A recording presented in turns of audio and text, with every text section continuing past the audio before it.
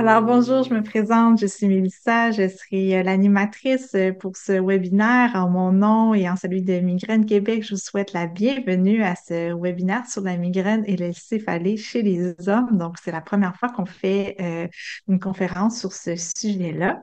Alors, il me fait plaisir de vous y accueillir. J'aimerais souligner la participation financière de Teva qui rend possible la diffusion de ce webinaire. Donc, le webinaire va avoir lieu en trois sections différentes, donc en trois parties. Premièrement, nous allons voir une conférence de docteur François Perrault, qui est neurologue et spécialiste des céphalées au CHUM. Ensuite, un témoignage de Yves Castonguay, qui vit lui-même avec la migraine depuis de très, très nombreuses années et qui a une expérience concrète du terrain. Ensuite, on va pouvoir procéder à la période de questions. Je vous demanderai de garder vos questions plutôt pour la fin parce que souvent, au cours des webinaires, les réponses viennent au fur et à mesure. Alors, sans plus tarder, j'inviterai Dr Perrault à prendre la parole. Donc, Dr François Perrault, qui est neurologue au CHUM. Merci, Dr Perrault, d'être avec nous ce soir. Bonjour Mélissa, merci de l'invitation. Ça fait vraiment plaisir de présenter ce soir sur ce sujet-là qui est super important, je pense, à venir parler. Donc, je vais commencer par partager mon écran. Donc, ça me fait plaisir. Donc, moi, comme Mélissa l'a dit, je suis neurologue qui est spécialisé en médecine de mal de tête, en céphalée, donc surtout migraine également. Et je travaille au CHUM, à la clinique de céphalée. Et aujourd'hui, je vais venir vous parler des céphalées chez les hommes. Comment ça se présente en fait chez les hommes, puis c'est quoi les particularités qu'on peut retrouver. Juste commencer une petite intro que j'ai pas. Voici mes déclarations de conflit d'intérêts. Je fais partie du membre du conseil d'administration de Migraine Québec et j'ai reçu quelques honoraires là, pour soit des présentations ou des groupes de consultation pour les compagnies Avi et Pfizer également. Donc, aujourd'hui, la présentation, je l'ai divisée un peu en trois parties, les trois sections dans le fond qu'on va venir discuter ensemble. Ça va être de voir un peu, premièrement, c'est les mal de tête, la migraine en tant que telle. Est-ce qu'il y a une différence au niveau soit hormonal, biologique, entre les hommes, puis également avec les femmes, de voir c'est quoi la différence exactement. Puis est-ce qu'il y a un lien surtout, plusieurs questions que même des patients viennent me poser là, dans mon bureau. Est-ce que la testostérone vient rentrer là-dedans? Parce qu'on entend souvent avec les femmes que l'œstrogène, ça va venir beaucoup jouer sur la mal de tête, sur les migraines, mais est-ce que chez les hommes, la testostérone a autant d'effets? Par la suite, on va regarder, voir un peu, au point de vue de la présentation clinique, est-ce qu'il y a une différence entre les hommes et les femmes? Est-ce qu'il y a les migraines? Est-ce que les types de mal de tête sont les mêmes que ceux qu'on retrouve entre les hommes et les femmes? Puis également, par la suite, on va voir, de manière générale, il y a un gros stigma qui entoure les mal de tête et même la migraine de manière générale. Mais on va voir, est-ce que ce poids-là que la société donne sur les gens qui sont atteints de céphalée, est-ce que c'est le même pour les hommes? Est-ce qu'il y a certaines subtilités qu'on retrouve chez cette population-là en particulier? Donc, pour commencer, un petit rappel vraiment là, rapide là, c'est la seule diapo plus scientifique là, que je vous donne ce soir, mais un peu sur voir comment la douleur elle est perçue de manière générale, puis comment c'est quoi les processus en arrière de la douleur qui expliquent pourquoi on a mal dans un sens. C'est souvent, dans le fond, comment la douleur se manifeste, grosso modo, c'est quand on a un stimuli qu'on dit douloureux. Donc, quand on se coupe avec un couteau ou qu'on reçoit un coup en tant que tel, qu'il y a un bleu qui se forme, ben, ce processus-là, dans le fond, ce petit stimulus-là qu'on reçoit là, au niveau de la peau, ça va venir créer une relâche de ce qu'on appelle des molécules ou des peptides qui vont faire de l'inflammation. Ça, cette inflammation-là, ça va venir stimuler notre système nerveux périphérique. Donc, les nerfs qu'on a en périphérie, dans le fond, vont venir être stimulés par ça, puis ça va être surtout les molécules qui vont venir créer une réaction au niveau des nerfs. Et les nerfs, de la manière que ça fonctionne, c'est après ça, ils vont avoir une réaction qui va s'enchaîner, puis ils vont transmettre cette réaction-là de par le nerf jusque, si c'est, mettons, si on se coupe au niveau de la main, jusqu'au niveau de la moelle, puis par la suite, le signal va être envoyé au niveau du cerveau, et par la suite, le cerveau va venir interpréter la douleur. C'est un peu la même chose qui se passe avec le mal de tête ou même en migraine également. Ce qui arrive, c'est que les personnes qui ont de la migraine, il y a de manière aberrante une espèce de soupe inflammatoire qui se présente, qui est là au niveau, à l'intérieur, qui vient stimuler les nerfs, là, surtout ce qu'on appelle, en fond, au niveau de la tête, le nerf du trijumeau, qui est responsable de la sensibilité pas mal de tout le visage. Et la stimulation de ce nerf-là par cette soupe inflammatoire-là là, qui est présente, va venir envoyer des signaux de douleur au niveau de la tête. Et dans le fond, c'est ce qui va en créer le mal de tête, la céphalée, avec le mal de tête, avec la migraine également. Et donc, cette espèce de soupe inflammatoire-là aberrante qui est sécrétée, on ne sait pas exactement pour quelle raison, mais qui est présente et qui vient causer la douleur. Maintenant, il y a eu plusieurs études qui ont été faites pour voir mais qu'est-ce qui peut venir influencer cette espèce de soupe inflammatoire-là ou la perception de la douleur. Une des choses qu'on a remarqué, ben, c'est les hormones qui peuvent venir influencer la douleur en tant que telle.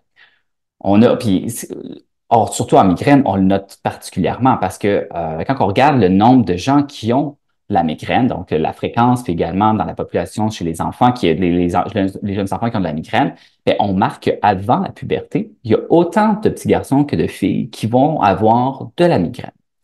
Euh, mais une fois que la puberté arrive, on voit une nette différence qui arrive où est-ce que là, on a plus de femmes qui vont avoir la migraine et surtout, dans le fond, que par rapport aux hommes. Et ça, ici, on pense que ça va être expliqué par les fluctuations hormonales qui sont déclenchées durant la puberté. Et c'est là que la différence entre les hommes et les femmes est vraiment plus marquée à ce niveau-là. Bref, rappel en fond au niveau de l'estrogène parce que on a beaucoup d'études sur l'influence de l'estrogène sur la migraine en tant que telle. On voit vraiment que ça a une grosse influence sur la migraine en tant que telle. Ça a été bien documenté là, que les mal de tête peuvent être causés par les variabilités hormonales. Ces variabilités hormonales-là chez les femmes se manifestent surtout soit par le cycle menstruel, par la prise d'hormones pour comme moyen méthode de contraception, mais également durant la grossesse, également lors de la ménopause. Il y a plusieurs fluctuations dans les mal de tête, dans la migraine qui surviennent chez les femmes, puis c'est tout en lien avec les fluctuations avec l'œstrogène en tant que tel.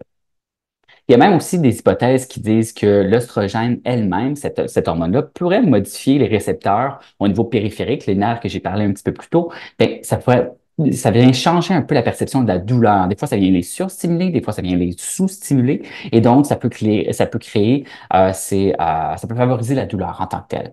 Et sûrement que vous en avez entendu parler, les CGRP qui sont une cible, dans le fond, dans le nouveau traitement qu'on a qu'on a qui sont présents là, depuis quelques années maintenant. Ben, on pense que les hormones, ça se pourrait même que ça vienne modifier cette molécule-là. Maintenant, quand on se tourne plus vers les hormones qu'on retrouve plus particulièrement chez les hommes en tant que tels, ben, on peut se poser la question s'il y a un lien entre la testostérone et les mal de tête et la migraine. Par contre, c'est un peu difficile de répondre à cette question-là ce soir parce qu'on n'a pas beaucoup de bonnes études qui viennent nous démontrer ce lien-là. Souvent, dans le fond, ce qui arrive, c'est que et de par le fait que les hommes, il y en a un peu moins qui sont atteints de la migraine que par rapport aux femmes, bien, ils sont un peu sous-représentés dans les études et parce qu'ils sont sous-représentés dans les études, bien, l'effet de la testostérone est un peu moins étudié et moins présent, capable de moins bien le faire ressortir. Également, un autre enjeu, c'est que les études sont principalement orientées vers les femmes, étant donné que c'est la population principale qui est représentée dans la migraine. Et donc, c'est pour ça qu'on a un peu moins de données avec ça. Cependant, on en voit un petit peu plus dernièrement parce que il y a de plus en plus d'études qui viennent vraiment se spécialiser qui viennent faire une bonne distinction au niveau de l'identification au niveau du sexe biologique et également au niveau de l'identification de genre. Donc, c'est un peu mieux encadré, puis il y a plus de différences qu'on est capable de faire ressentir dans ces situations-là. Donc, il y a quand même des petites pistes de solutions puis des choses que je peux vous dire ce soir par rapport entre le lien de la testostérone et de la migraine. Ce qu'on peut noter, c'est que il y a une baisse de testostérone de manière générale qu'on peut voir dans certaines études qui ont été vues. Puis là, tout ce que je vous rapporte ce soir, c'est des études où est-ce que c'est plus des hypothèses et rien qui a été démontré très, très, très formel, mais qui donne des pistes de solutions pour plus de recherche, je dirais. Quelques études, comme je disais, qui ont démontré qu'il y avait une baisse de testostérone de manière générale chez les gens qui vivent avec la migraine chronique, que si on compare avec un homme qui est sans migraine. On remarque un peu le même phénomène aussi dans les hommes qui vivent avec de la douleur chronique, mais également chez les hommes qui vivent avec avec la céphalée de Horton ou le cluster headache que je vais aborder un petit peu plus tard également. Donc, on peut se poser la question, bon, on voit que chez cette personne-là, il y a moins de testostérone. Sans que ce soit en déficience, mais on voit qu'ils sont plus au niveau de la limite inférieure au niveau de la testostérone.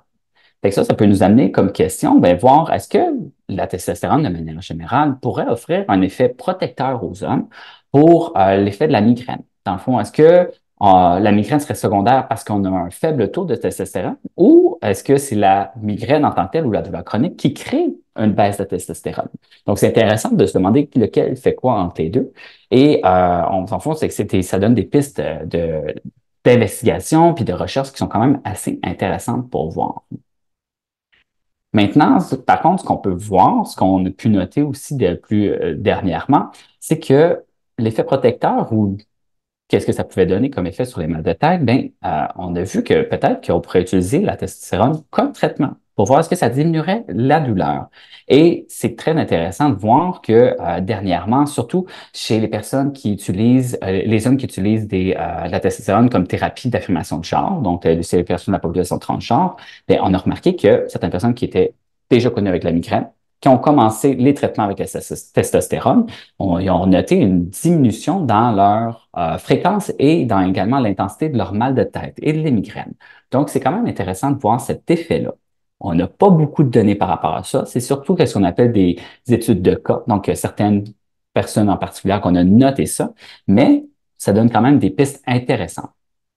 Cependant, il faut faire attention parce que l'augmentation de testostérone aussi à long terme, à des doses trop élevées, ben, on sait que à la longue, ça peut augmenter le cholestérol et donc, puis c'est pas du bon cholestérol qui va être augmenté et donc ça peut à la longue causer, augmenter les risques de maladies cardiovasculaires. Donc, c'est pas un traitement à utiliser à la légère sans qu'on ait de bonnes données, je dirais, là, pour vraiment décider qu'on déciderait de traiter de manière plus large, dans le fond, là, en utilisant la testostérone. De plus, comme j'ai mentionné au début, ben, la baisse de testostérone n'est pas franchement en déficit, mais on note qu'on est dans la limite inférieure du taux de du taux normal qu'on pourrait retrouver chez un homme qui vit sans migraine.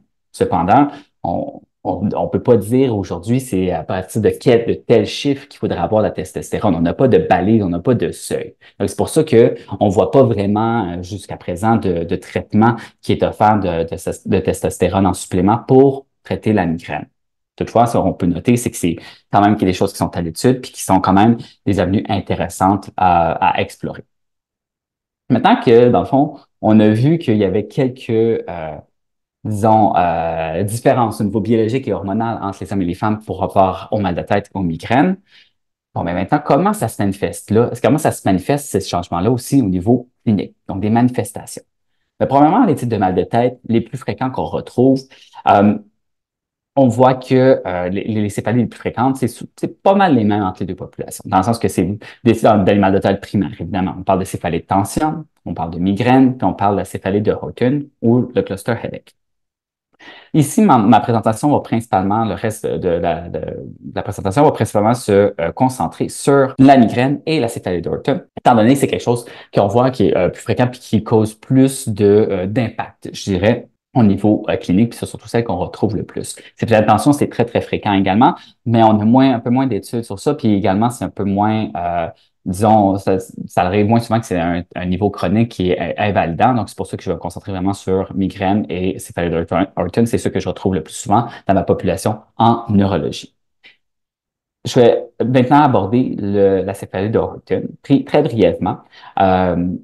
C'est une maladie, dans le fond, pour ceux qui la connaissent moins, ce qui cause un mal de tête qui est très sévère, qu'on va ressortir surtout au niveau de la tempe, au niveau autour de l'œil, qui va être accompagné de symptômes autonomiques. Quand je dis symptômes autonomiques, c'est-à-dire que on a un œil du même côté de la douleur qui devient tout rouge, qui coule, on a toute de la sudation là, qui arrive, de la grosse chaleur, le visage qui peut devenir rouge, toutes des choses qu'on voit, dans le fond, quand on a des situations de stress ou des réactions vives, ben, c'est ça qu'on va dire par des réactions autonomiques et toutes du même côté de la douleur. Et aussi, ça va être accompagné d'un sentiment qu'on dit d'impatience. Parce que quand on compare céphalée d'Orton avec céphalée qui est secondaire au mal de tête à la migraine, ben, avec le Horton, souvent les gens sont incapables de rester sur place. Ils vont marcher, la douleur est trop forte, c'est très, très, très incapacitant. Alors que la migraine, la douleur est très, très forte, mais c'est plus le contraire. Les gens s'en vont dans le noir, ils vont s'aller dans la couverte, ils vont pas marcher, ils vont pas bouger parce que ça augmente la douleur. Donc, ce sentiment d'impatience-là est quand même assez caractéristique du mal de tête de Horton. C'est un mal de tête qu'on dit qui dure de manière générale 15 minutes à 3 heures. Puis la particularité, c'est qu'il va revenir en période de crise. Donc, c'est pour ça en anglais, cluster headache. Cluster, ça veut dire cycle, période, dans le fond, qui revient. Ça arrive en grappe, ce mal de tête-là. Donc, souvent, ce qui arrive, c'est que il y a une période bien précise dans l'année où est-ce que les personnes atteintes de cette maladie vont avoir les mal de tête à toutes les semaines, pendant 3 mois, et par la suite, il n'y en a pas pour le reste de l'année. Puis ça arrive souvent qu'on dit, là, c'est la mal de tête là, qui suit une horloge biologique, là, parce que c'est souvent à la même heure aussi que ça va survenir. C'est un mal de tête qui on dit qui est plus fréquent chez les hommes. On a au moins 4 hommes pour une femme, dans le fond, qui est atteint quand on les compare. Mais c'est pour ça que j'en parle un petit peu moins. Ça demeure une maladie qui est assez rare. On parle que c'est moins de 1% de la population générale qui est atteinte. Donc, c'est quand même, c'est pas, c'est peu fréquent. On en retrouve moins dans les études, mais c'est quand même là. Ce que je peux noter, par contre, dans mon expérience clinique, c'est que ce qui est intéressant, c'est qu'étant donné que c'est très associé comme un mal de tête chez les hommes, dès qu'on a un homme qui présente un mal de tête qui est sévère, qui a quelques symptômes qui sont associés avec ça, souvent ils vont m'être référés pour éliminer une céphalée de Horton, pour s'assurer est-ce que c'est ça comme hypothèse diagnostique, alors que la plupart du temps, c'est de la migraine finalement. Fait que c'est quand même intéressant de voir que dans mon expérience, ou qu'est-ce qu'on, en parlant avec certains collègues aussi qui ont remarqué, c'est que tout de suite, on va penser à la céphalée d'Orton, mais on pense moins à la migraine chez les hommes. Alors que la migraine est beaucoup plus fréquente chez les hommes que la céphalée d'Orton quand on compare les deux ensemble. Maintenant, si on fait on change puis au point de vue clinique également, entre les hommes et les femmes, ça se présente ça se présente de la même manière là, pour la céphalée d'Orton. Les hommes maintenant et la migraine. La migraine, un petit rappel également sur la migraine de manière générale. Qu'est-ce que c'est exactement? Euh, c'est souvent un mal de tête, comme je te disais, qui est très incapacitant, donc qui va vraiment qui va être présent, qui va être prenant pour la personne, qui peut être accompagné de photophobie, sonophobie. Donc, ça veut dire que le son et la lumière nous dérangent. On a également les odeurs fortes là, qui peuvent déranger. On peut avoir un mal de cœur, donc de la nausée, avoir envie de vomir. Et également, ça peut être accompagné de vertiges, d'étourdissements. Il y a certaines migraines qui peuvent être précédées d'aura. Donc, est-ce qu'on parle, quand on dit d'aura, on parle souvent de symptômes visuels ou de symptômes sensitifs, donc des picotements qu'on peut avoir qui vont être accompagnés, qui vont précéder le mal de tête en tant que tel. Actuellement, ça dure de 4 à 72 heures comme mal de tête. Mais c'est sûr que quand on est en mal de tête qui est chronique, migraine, des fois, ça dure tous les jours et ça lâche pas. Ça, c'est vraiment juste le tableau un peu typique et qu'on retrouve de base, dans le fond. Tous ces symptômes-là peuvent autant se retrouver chez les hommes ou chez la femme, mais il existe quand même quelques différences entre les hommes et les femmes qu'on va aborder. Cliniquement, dans le fond, et mis à part évidemment, dans le fond, la prévalence, donc ça veut dire le nombre d'hommes puis le nombre de femmes dans la population générale, où est-ce qu'on sait déjà qu'il y a plus de femmes que d'hommes qui ont la migraine, on a quand même d'autres différences qui existent entre les deux.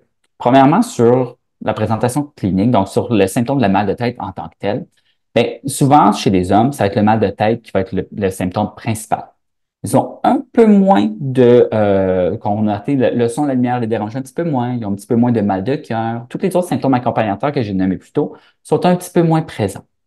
Chez les femmes, souvent, les crises vont être un petit peu plus longues, avec plus de sévérité qui est associée avec les symptômes de plus là, qui sont présents.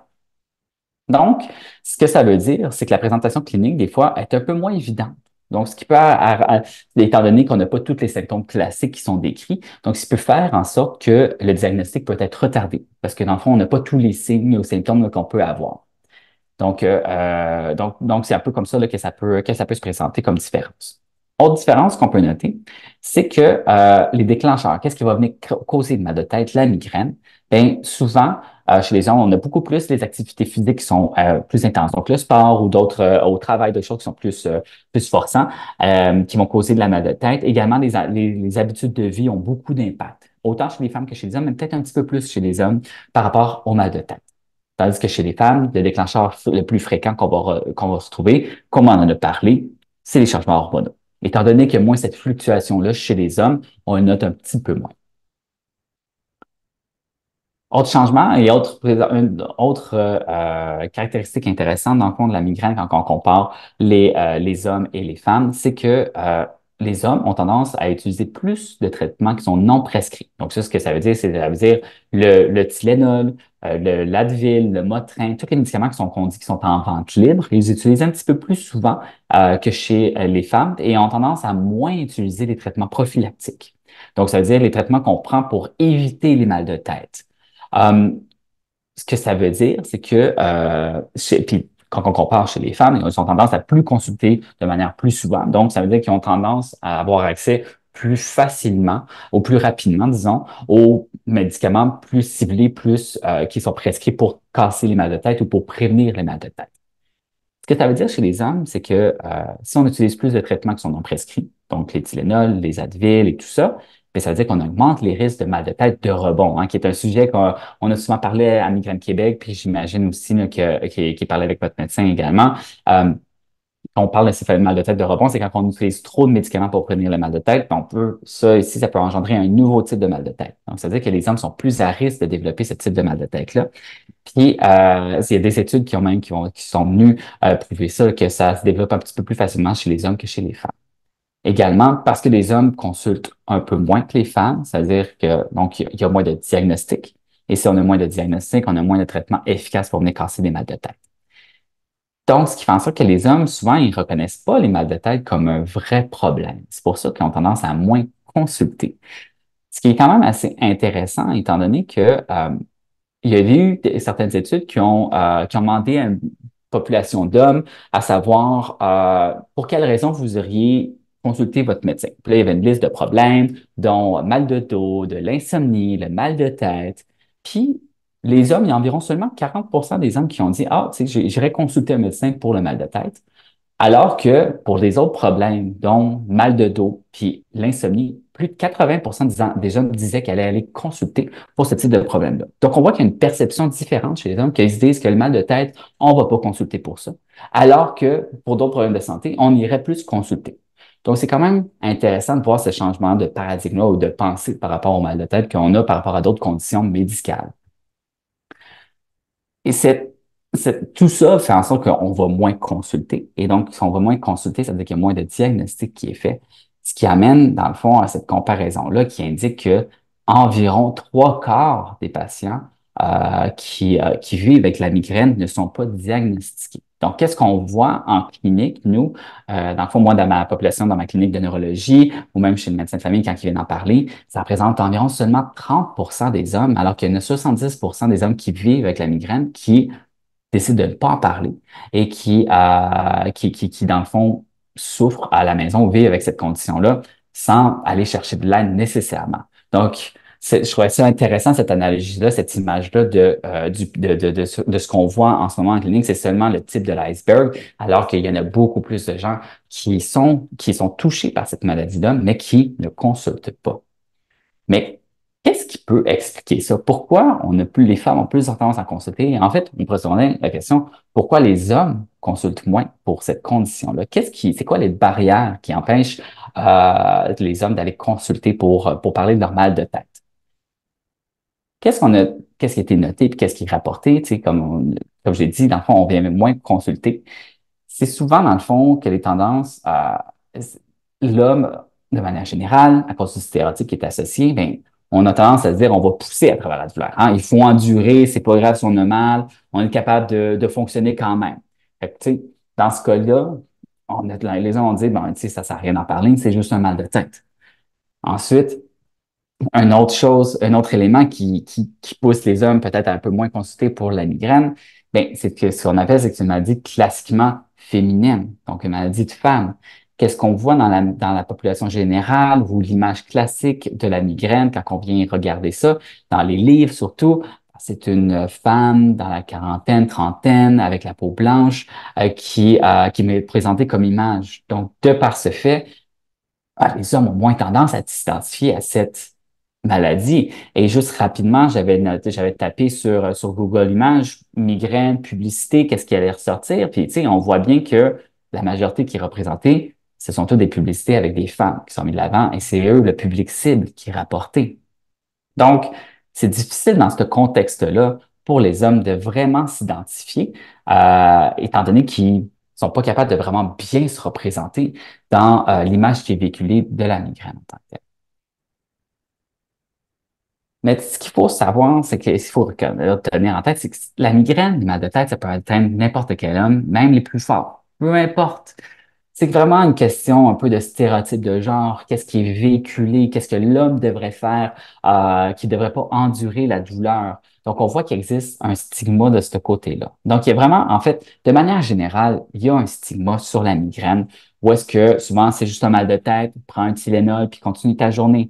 Mais on sait que c'est pas qu'un mal de tête. Je vous apprends rien à personne ici là, en vous disant ça. C'est vraiment des idées dans la population générale qu'il faut casser.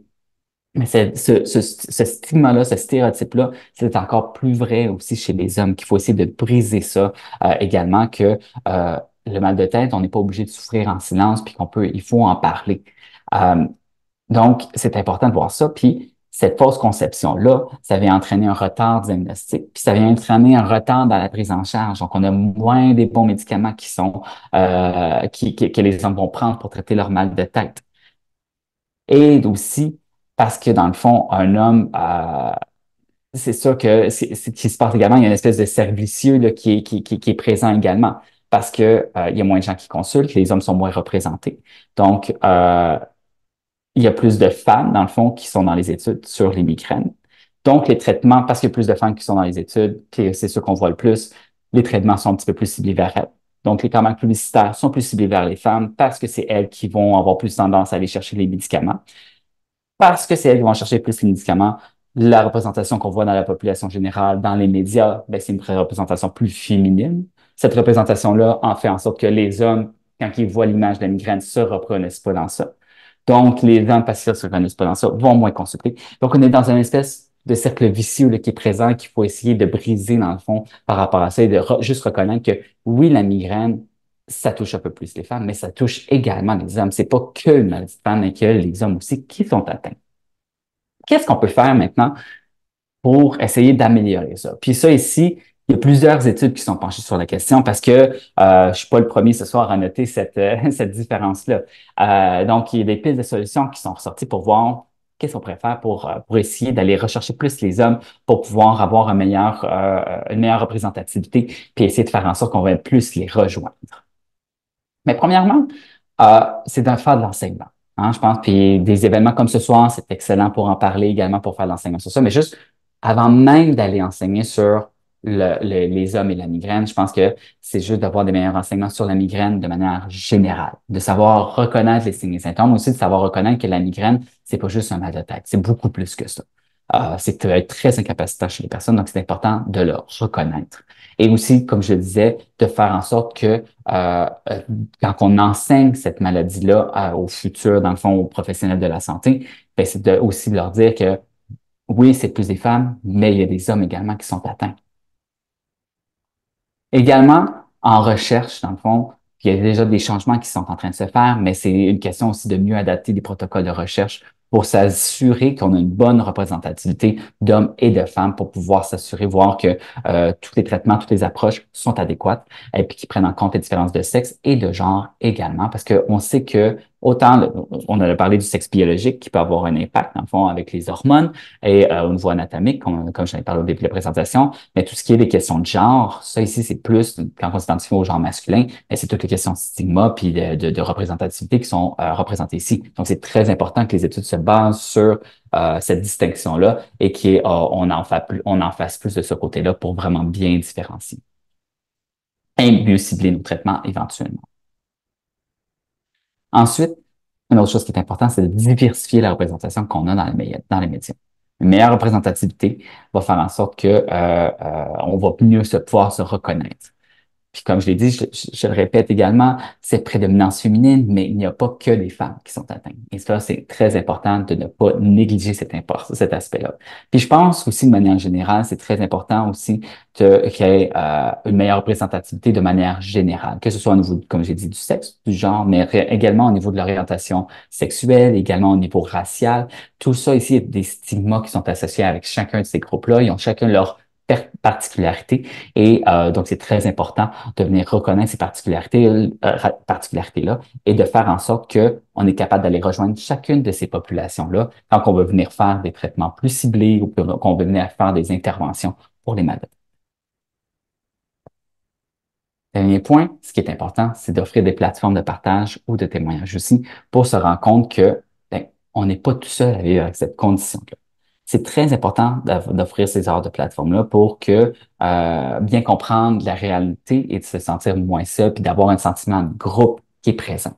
Ben, premièrement, il y a des podcasts qui existent beaucoup sur les mal de tête, sur les migraines. Il y a beaucoup plus en anglais actuellement qu'en français, mais vraiment, c'est des choses qui s'en viennent. Où est-ce que les gens vont faire des témoignages sur les mal de tête et d'offrir une plateforme là comme ça pour certains hommes qui voudraient parler de leur migraine, ça serait un excellent outil. Comme j'ai dit, une présentation comme ce soir, c'est également une bonne manière de faire du partage également. Mais il existe également des groupes d'entraide qui peut y avoir. Donc, par exemple, Migraine Québec offre des groupes d'entraide pour la migraine. Où est-ce que là, ça peut être un bon endroit où est-ce que certains, même si c'est pas que offert pour les hommes, mais les hommes peuvent les gens peuvent se rencontrer et bon, ben, on va se rendre compte qu'on n'est pas tout seul, puis que c'est pas tout le même visage, la même réalité des gens là, qui sont atteints par ces maladies-là.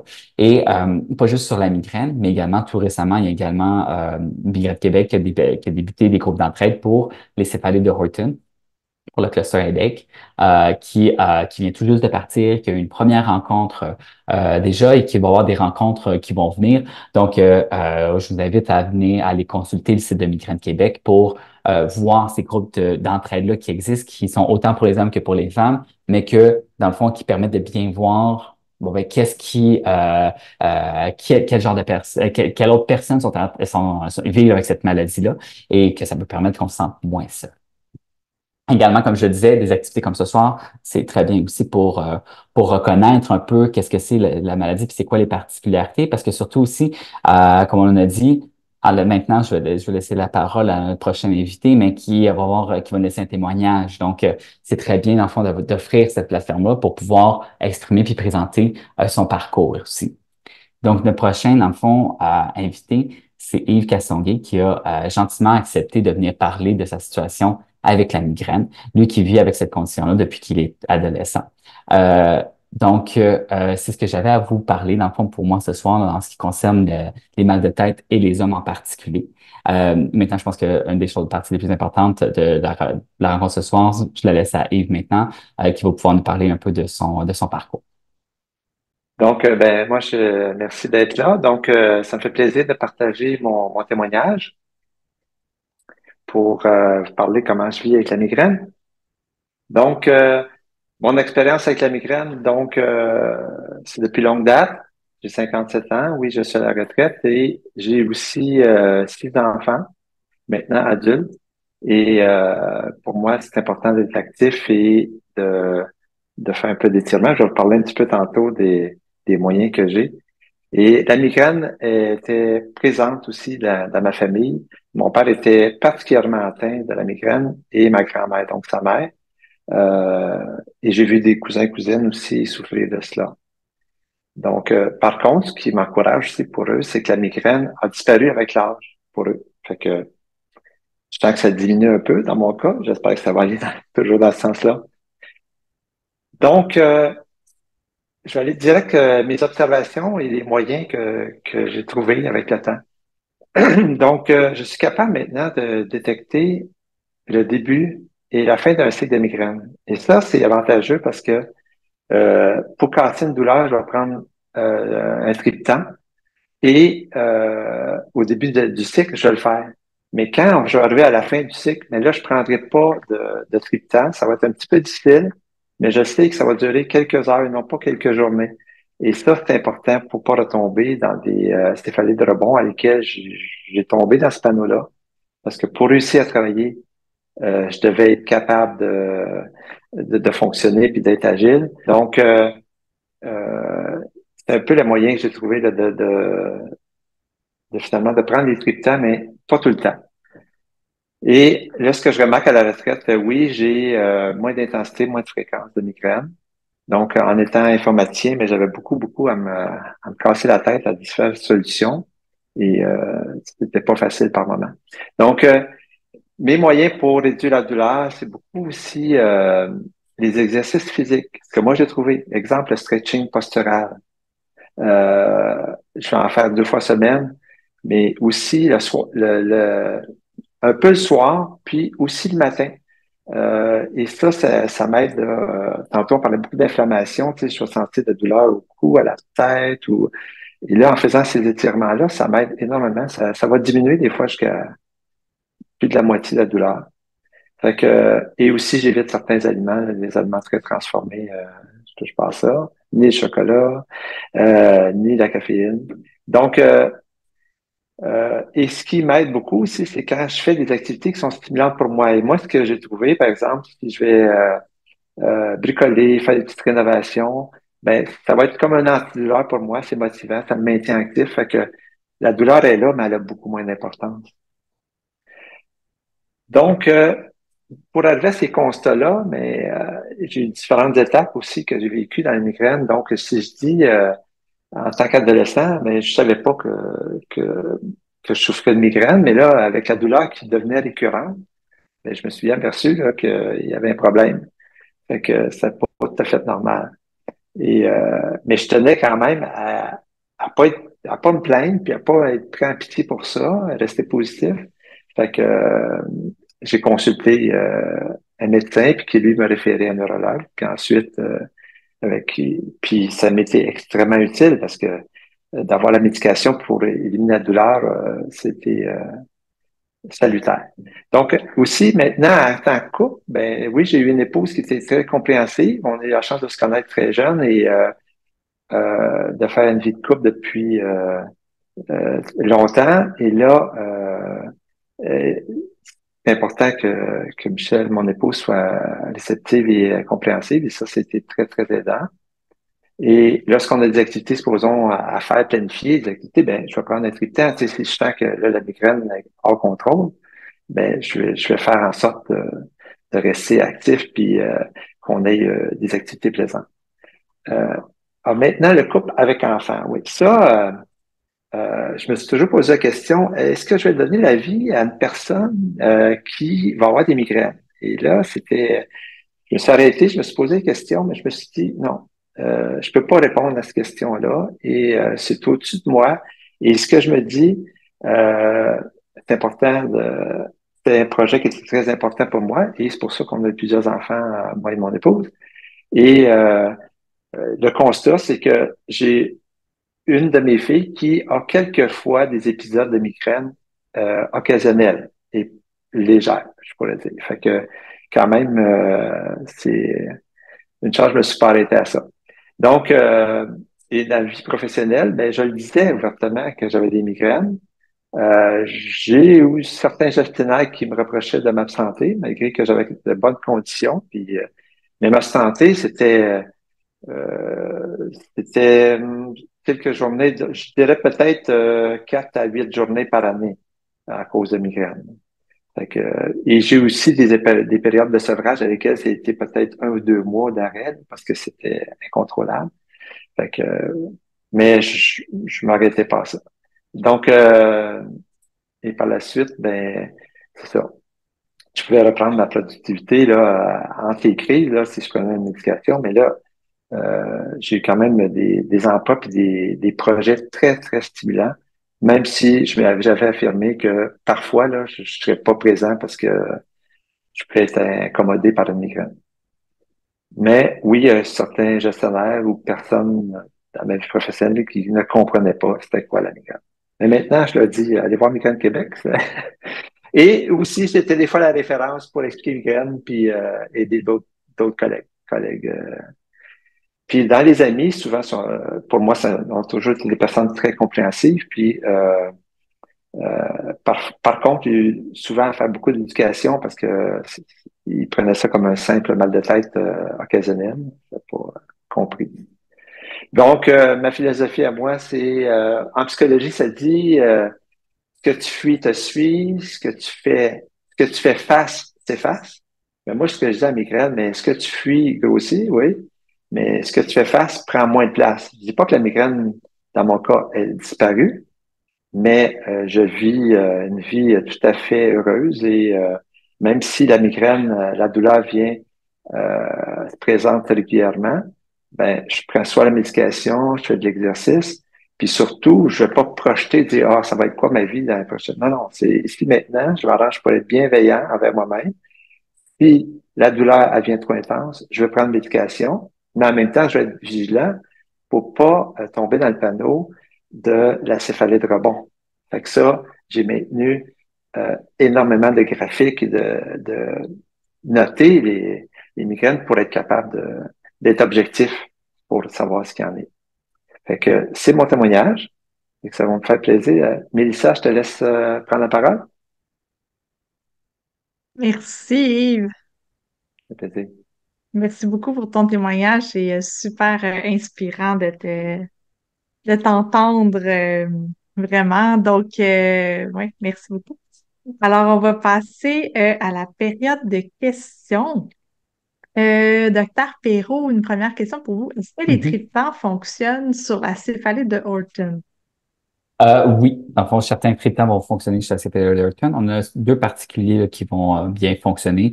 Ça va être surtout, dans le fond, le sumatriptan puis le zolmitriptan. En fait, on pense qu'ils fonctionnent bien parce que c'est deux triptans qui agissent très rapidement. Donc, ils se donnent ça par le nez ou en injection. Donc, ça peut avoir un effet aussi dans la céphalée d'Orton. Merci. Euh, Est-ce que les GEPAN et les anti-CGRP de la famille des anticorps monoclonaux sont efficaces sur les céphalées de tension et la céphalée de Horton? Ça dépend pour tout ce qui est de la céphalée de tension, c'est un petit peu, c'est moins étudié. Moi, je vous dirais là, pour les GPAMP, les anticorps monoclonaux, anti-CGRP. Donc ça, on a moins de données sur ça. On pense qu'ils agissent pas vraiment dans cette population-là.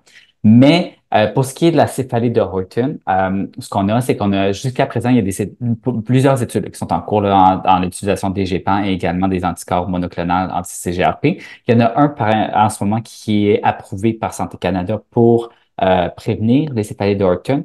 Il s'agit du galcanezumab ou Emgality, qui peut être traité pour prévenir le mal de tête là, dans les céphalées de Horton.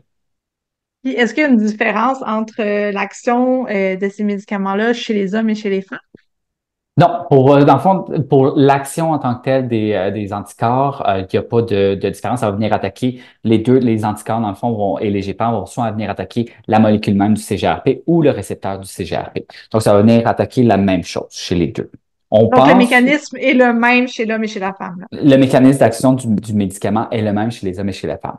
Il y a eu au début, surtout il y a quelques années, dans le fond, on s'est posé la question si les anti-CGRP allaient fonctionner aussi bien chez les femmes parce que on a noté que l'œstrogène venait modifier les récepteurs beaucoup ou la sécrétion du CGRP en tant que tel dans le mécanisme d'action de l'inflammation, là, dans le fond. Et cette différence-là, on s'est posé la question, bon, est-ce que ça va faire en sorte que les anticorps vont moins bien fonctionner? Jusqu'à là, il n'y a pas eu de signal comme quoi ça fonctionnait moins bien. Donc, on les utilise aussi bien. Sauf que je sais qu'il y a certains sous-groupes d'études qui vont vraiment venir étudier cet aspect-là. Comme je disais un peu plus tôt, dans le fond, on sépare un petit peu plus le sexe, le genre, tout ça. Donc, plus d'études qui vont venir aborder ces sujets-là. Oui, parfait. Puis une question, parce que là, ouais, on s'est lancé dans les GEPAN et les anti-GRP, mais quelqu'un qui ne sait pas, c'est quoi la différence entre un triptan puis un GEPAN? Oui, oui, c'est absolument, je pense que c'est bon de faire la différence. Le Oui. triptan, en fait, c'est un traitement qu'on a depuis plusieurs années maintenant, depuis les années 90, je crois, je me trompe pas, mais en tout cas, ça fait plusieurs années là, qu'on les a qui viennent traiter la migraine et qui viennent surtout s'attaquer à un autre euh, molécule qui est impliquée dans l'inflammation, puis aussi au niveau de la vasodilatation, au niveau surtout périphérique, là, mais c'est au niveau de la sérotonine. Donc, ce traitement-là, c'est pour casser les mal de tête. Les GEPAN, maintenant, en fait, là, maintenant, depuis les 5 dernières années, c'est depuis 2018, on a tout ce qu'on appelle les anti-CGRP. Le CGRP, comme je l'ai dit, c'est une molécule inflammatoire qui fait partie de cette soupe inflammatoire-là, qui vient causer le mal de tête en tant que tel. Et avec les GEPAN puis les anticorps monoclonaux, on a trouvé des mécanismes pour venir bloquer le CGRP en tant que tel. Les GEPAN, dans le fond, qu'on a depuis un peu plus d'un an, là, maintenant, qui sont présents au Canada, on a le Atogepant et on a également le Ubrogepant, qui sont deux médicaments qui viennent venir bloquer les récepteurs du CGRP. Il y en a un qui est utilisé pour prévenir le mal de tête, l'Atogepant, et après ça, le Ubrogepant, il est utilisé pour casser le mal de tête, donc pour briser une douleur qui arriverait. Alors que les anticorps monoclonaux, les anti-CGRP, ça, c'est des médicaments qui sont utilisés pour prévenir le mal de tête. Donc, ceux-là sont utilisés soit une fois par mois ou soit une fois tous les 3 mois. Puis on a 4 différents anticorps monoclonaux anti-CGRP. On a le Erenumab, on a le Eptinezumab, on a le Fremanezumab et le Gacanyzumab. Donc, c'est nos 4 traitements anti-CGRP qu'on a en ce moment. Tous des noms très faciles à retenir. Exactement, c'est ça que j'étais pour dire. Donc, c'est super payant au Scrabble, ces noms-là. Là.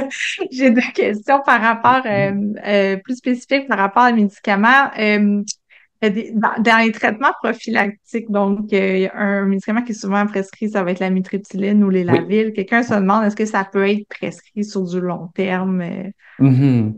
sans Oui, oui, problème? sans problème. Ces médicaments-là peuvent être prescrits là, sur du long terme. Si c'est un médicament qui fonctionne bien pour prévenir le mal de tête, il n'y a pas de danger à utiliser ces médicaments-là là, à long terme. Surtout si, dès le début, on n'avait pas d'effets secondaires qui peuvent être reliés à ces médicaments-là. C'est pas le genre de médicament où ce que les effets secondaires vont se développer plus tard. En fait, qu'il n'y a pas de danger, il n'y a pas d'accoutumance.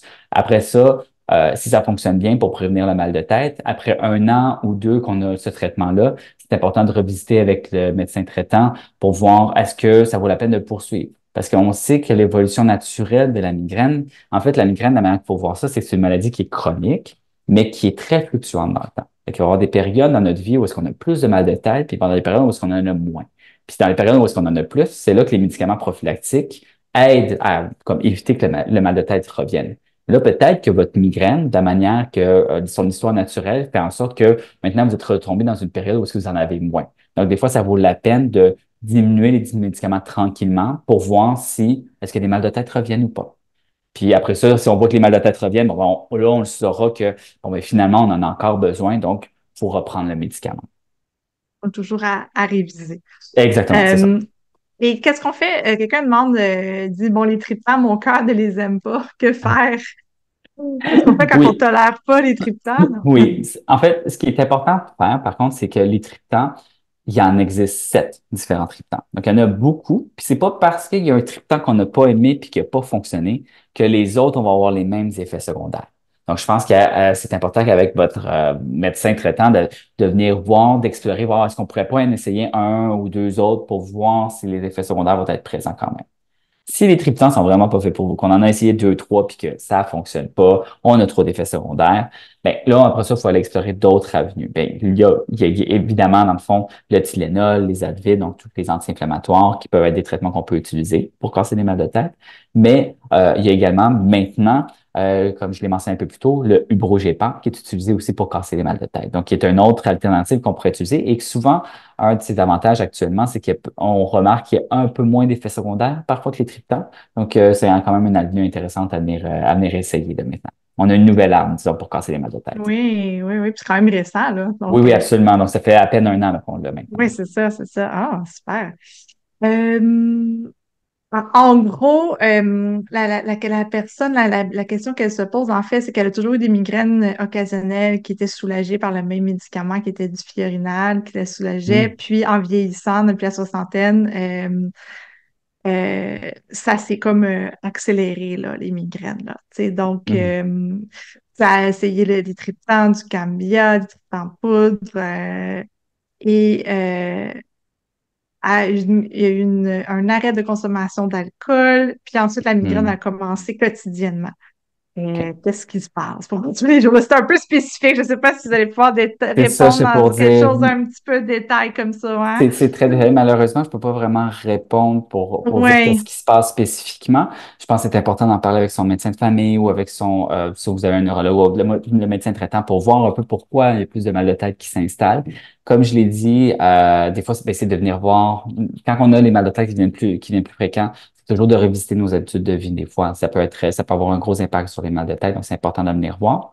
Puis, par la suite, c'est de voir aussi notre consommation des médicaments qu'on prend pour casser les mal de tête, pour voir est-ce qu'il y a un mal de tête de rebond qui s'est installé aussi.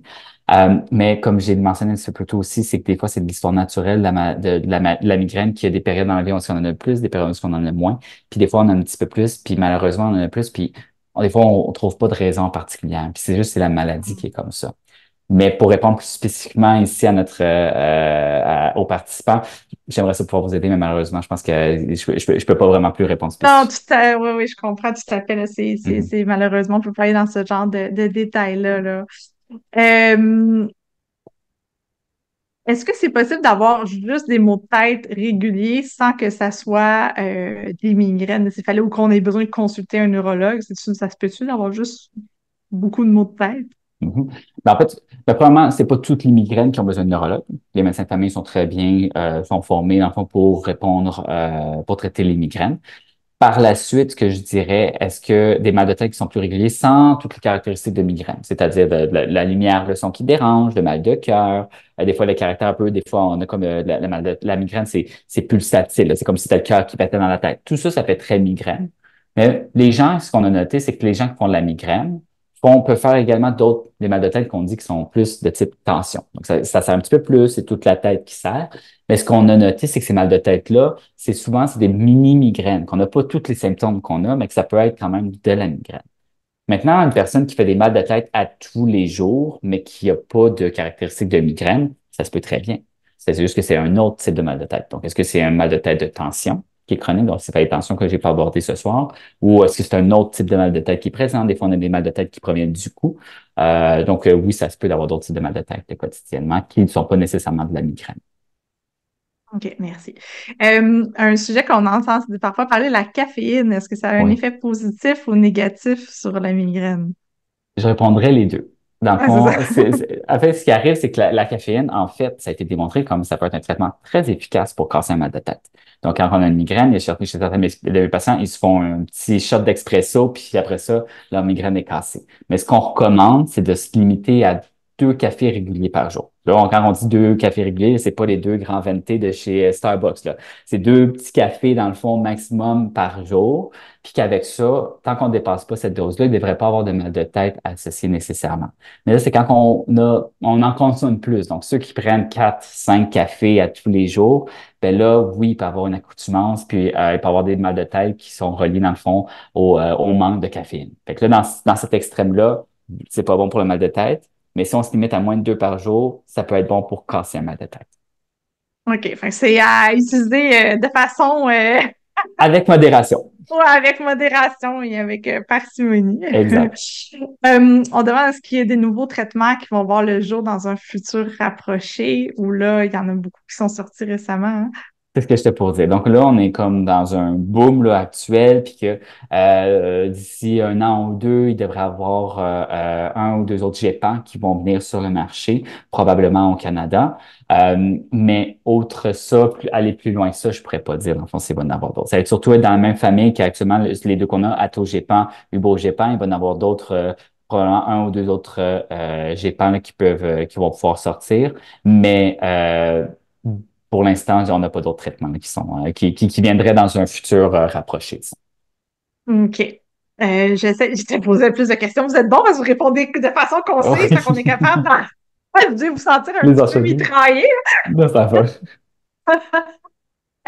Question, quand on n'a pas de neurologue pour faire de suivi, qu'on n'a pas de médecin de famille, qu'on a des migraines, des céphalées très complexes, qu'est-ce qu'on peut faire? Y a-t-il un conseil, une C'est suggestion? c'est sûr que si c'est un problème, je vous conseille d'être sur la liste d'attente pour un médecin de famille. C'est toujours bon d'être sur les attentes puis d'attendre son tour, qui peut prendre du temps, malheureusement, on le sait. Euh, et juste en attendant, ce qui peut être fait également, c'est d'aller voir le pharmacien, peut vous aider aussi pour ça. Donc, si vous expliquez votre mal de tête à votre pharmacien, il pourrait peut-être vous recommander certains traitements à utiliser ou certaines choses à recommander. Il y a également, dans le fond, là, c'est sûr que si vous n'avez pas de diagnostic, mais si que si vous regardez puis que tout semble concorder à de la migraine ou que vous avez déjà eu un diagnostic, mais que vous n'êtes plus suivi, vous n'avez plus de médecin de famille, Migraine Québec offre plusieurs ressources. On a notre des groupes de sport qui peuvent aider, également on a les modules d'autogestion de la migraine, donc qui vient revoir toutes nos habitudes de vie, un peu comment voir pour essayer de diminuer les mal de tête qui viennent de manière fréquente. Ça peut être une bonne ressource à aller chercher. Euh, Sinon, je vous dirais là, que c'est pas mal ça que je peux vous offrir là, si c'est sans médecin de famille et autres là, pour pouvoir plus vous prescrire des médicaments et autres. C'est sûr que malheureusement, on n'a pas d'autres options. Non, c'est ça, Et est-ce que deux autres questions, je pense qu'on va s'arrêter là-dessus. Est-ce que la migraine, c'est héréditaire? C'est Une ce qu'on composante héréditaire? Absolument, c'est ce qu'on pense. C'est la cause de la migraine en tant que telle, on ne la connaît pas. Donc, on ne sait pas pourquoi les gens sont, mais l'hypothèse la plus probable, c'est que c'est héréditaire. C'est quand on regarde, souvent, c'est la grand-mère en faisait, la mère en faisait, après ça, le garçon en fait, après ça, les garçons du garçon. On voit que c'est un cadeau empoisonné qui se transfère de génération en génération, là, malheureusement. Mais ce qui est intéressant de voir, euh, c'est que ça se manifeste pas nécessairement de la même manière de génération en génération aussi. C'est qu'il va y avoir des gens que la mère faisait des migraines à tous les jours, puis qu'elle a arrêté après la ménopause, et que les enfants ont fait peut-être 3 épisodes de migraine dans leur vie et c'est tout. Donc, ça ne veut pas dire que parce que, mettons, on a quelqu'un dans notre famille qui souffre de migraines très sévères chroniques, que ça va être le même portrait qui va se représenter chez les enfants ou chez les proches. Fait que, on pense que c'est génétique, mais qu'il y a une présentation très variable quand OK. C'est encourageant. même. Puis est-ce qu'il y a des âges? Est-ce que, mettons, quelqu'un de 70 ans peut encore prendre des traitements? Est-ce qu'il y a des âges Mhm. limites de début, de fin? Oui, pour les triptans à utiliser, ce qu'il faut faire attention des fois, c'est que, étant donné qu'ils ont une fonction qui peut faire ce qu'on appelle la vasoconstriction, donc ça peut venir spasmer certains vaisseaux. Donc, plus on vieillit, plus il peut y avoir, dans le fond, des plaques de cholestérol qui sont sur les vaisseaux, donc ça peut augmenter les risques de maladies cardiaques. Sauf que chez une personne qui est en santé, qui n'a aucun facteur de risque vasculaire, donc qui fume pas, qui n'a pas d'hypertension, généralement, on ne s'empêche pas d'utiliser les triptans en haut de 70 ans. Mais une personne qui a déjà fait un infarctus, donc un arrêt cardiaque, ou qui a déjà eu des opérations au niveau du cœur ou qui a d'autres problèmes, ça se peut que le triptan soit contre-indiqué rendu à un certain âge ou c'est plus en fonction, dans le fond, des autres maladies que les gens présentent, que là, c'est pour ça que les triptans vont être contre-indiqués. OK, parfait, parfait. Mais je suis sûre qu'il y a encore des petites questions qui restent. On ne veut pas vous retenir trop Mhm. longtemps. Ça a été très généreux de votre temps, de vos réponses. Je vous invite aussi, pour les gens qui nous écoutent, à consulter le site de Migraine Québec. Il y a vraiment beaucoup d'informations. Il y a beaucoup de groupes aussi, groupes de soutien. Il y a des démarche d'autogestion de la douleur. Donc, il y a vraiment beaucoup de choses qui sont offertes sur Migraine Québec. Donc, je vous encourage à aller faire un tour, à aller profiter de ces ressources-là. Il y a le site, le groupe Facebook de Partage Migraine Québec aussi, qui est un groupe de soutien virtuel. Donc, il y a des ressources, il y a de l'information, il y a plein d'autres webinaires qu'on a fait aussi, là, qui vont justement dans les anti-GRP, les GP. On a vraiment couvert beaucoup de sujets au fil des ans, donc profitez de ces ressources-là pour vous outiller le plus possible. Merci, Docteur Perrault. Merci, Yves, de votre temps, de votre générosité. Très apprécié, très intéressant. Ça fait vraiment plaisir. Merci de l'invitation. Je pense que c'est super d'offrir ces opportunités-là. Merci beaucoup, Docteur Perrault. Ça fait plaisir. Super.